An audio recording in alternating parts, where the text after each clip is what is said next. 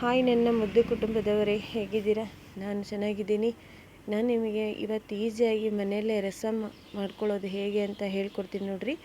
ಇವಾಗ ಚಳಿನೂ ಜಾಸ್ತಿ ಇದ್ದರೆ ಯಾವಾಗೇನ್ರಿ ಬೇಳೆ ಸಾರು ತಿಂದು ಬೇಜಾರಾದಾಗ ನಾವು ನಮ್ಮವರೆಲ್ಲ ಜುಣಕ ಮಾಡಿಕೊಡ್ತಿದ್ರಿ. ಆದರೆ ಈಗೇನ್ರಿ ಈಸಿಯಾಗಿ ರಸಮ್ ಮಾಡ್ಕೊಂಡು ಊಟ ಮಾಡ್ಬೋದು ನೋಡಿ ಫ್ರೆಂಡ್ಸ್. ಈಸಿಯಾಗಿ ತೋರಿಸ್ಕೊಟ್ಬಿಡ್ತೀನಿ.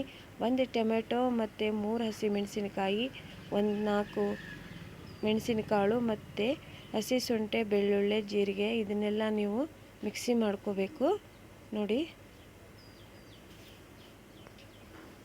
ಬೇಗನೆ ಆಗಿಬಿಡುತ್ತೆ. ನೀವು ಸಾಂಬಾರು ಮಾಡೋದು ಬೇಜಾರಾದಾಗ ಈ ಥರ ರಸಮ್ ಮಾಡ್ಕೊಳ್ಳಿ. ಅದಕ್ಕೆ ಸ್ವಲ್ಪ ಕೊತ್ತಂಬರಿ ಹಾಕ್ಕೋಬೇಕ್ರಿ, ಚೆನ್ನಾಗಾಗುತ್ತೆ. ನೆಕ್ಸ್ಟ್ ಈ ಕಡೆ ಒಗ್ಗರಣೆಗೆ ಮೆಣಸಿನ್ಕಾಯಿ ರೀ, ಕರಿಬೇವು, ಕೊತ್ತಂಬರಿ ತೊಗೋಬೇಕು. ನೆಕ್ಸ್ಟ್ ಹುಣಸೆ ರಸ ತೊಗೋಬೇಕ್ರಿ. ಹುಣಸೆ ಹಣ್ಣಿನ ರಸನ ನೀವು ಇದಕ್ಕೆ ಹುಣಸೆ ಹಣ್ಣಿನ ರಸನೇ ಮೇನ್ ನೋಡ್ರಿ. ನಾನು ಇಷ್ಟು ತೊಗೊಂಡಿದ್ದೀನಿ. ನಿಮ್ಮ ಮನೇಲಿ ಎಷ್ಟು ಜನ ಇದ್ದಾರೆ ನೋಡಿ ತೊಗೊಳ್ಳಿ. ಆ ಹುಣಸೆ ಹಣ್ಣಿನ ರಸಕ್ಕೆ ನೀವೇನು ಮಿಕ್ಸಿ ಮಾಡ್ಕೊಂಡಿರ್ತೀರಲ್ಲ ಅದನ್ನೇ ಹಾಕಿ ಕಲಿಸ್ಬೇಕು ಈ ಥರ ನೋಡಿರಿ. ಅದರೊಳಗೇ ಕಲಸಿ ಇವಾಗ ಇದಕ್ಕೆ ಮಸ್ತಾಗುತ್ತೆ ಫ್ರೆಂಡ್ಸ್. ಮತ್ತು ಒಂದು ಸಲ ನೋಡಿರಿ ಮಾಡಿ ನೋಡಿ. ಅಕ್ಕ ನಮ್ಮ ಕಡೆ ರಸಮ್ ಪೌಡ್ರ್ ಇಲ್ಲ ಅಂದ್ರೆ ಒಂದು ಸ್ವಲ್ಪ ಕೊತ್ತಂಬರಿ ಕಾಳು ಮತ್ತು ಮೆಂತ್ಯ, ಜೀರಿಗೆ ಹುರ್ಕೊಂಡು ಮತ್ತು ಒಣ ಮೆಣಸಿನ್ಕಾಯಿ ಹುರ್ಕೊಂಡು ಅದೇ ಪುಡಿ ಮಾಡ್ಕೊಂಬಿಡಿ. ಅದಕ್ಕೆ ಸ್ವಲ್ಪ ಇಂಗು ಮತ್ತು ಉಪ್ಪು ಹಾಕ್ಕೊಂಡ್ರೆ ರೆಡಿ ಆಗುತ್ತೆ ನೋಡಿರಿ. ಈಗ ಒಗ್ಗರಣೆ ಕಾದುತ್ತಲ್ರಿ, ಅದಕ್ಕೆ ನಾನು ಒಣ ಮೆಣಸಿನ್ಕಾಯಿ ಮತ್ತು ಸಾಸಿವೆ ಹಾಕಿ ಸಿಡಿಸೀನಿ, ಕರಿಬೇವು ಹಾಕೀನಿ ನೋಡಿರಿ. ಈಗ ಇದನ್ನು ಫುಲ್ಲು ನೀವು ಕುದಿಸ್ಕೋಬೇಕಾಗ್ತದ್ರಿ.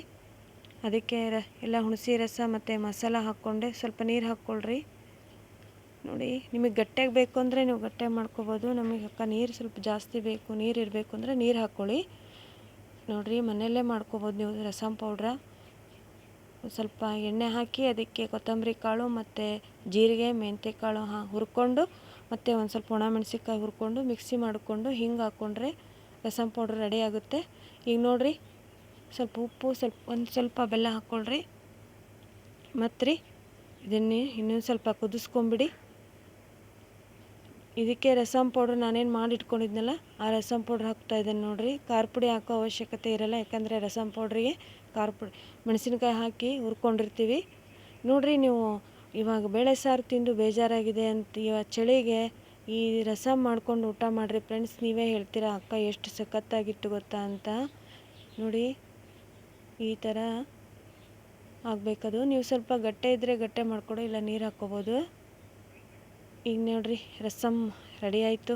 ಯಾವ ಥರ ಕುದೀತಿದೆ, ಆ ಘಮ ಘಮ ವಾಸನೆ ಫ್ರೆಂಡ್ಸ್. ಒಂದು ಸಲ ಮಾಡ್ಕೊಂಡು, ಚಳಿ ಜಾಸ್ತಿ ಇದೆ, ಈ ಚಳಿಗೆ ರಸಮ್ ಮತ್ತು ಬಿಸಿ ಅನ್ನ ಮಾಡ್ಕೊಂಡು ಊಟ ಮಾಡಿರಿ ಅಂತ ಹೇಳ್ತೀನಿ. ಮತ್ತು ನಿಮಗೆ ಬೇಗ ಇನ್ನೊಂದು ರೆಸಿಪಿಯೊಂದಿಗೆ ನಾನು ಸಿಗ್ತೀನಿ. ನನ್ನ ರೆಸಿಪಿ ನಿಮ್ಗೆ ಇಷ್ಟ ಆದರೆ ಲೈಕ್ ಮಾಡಿರಿ.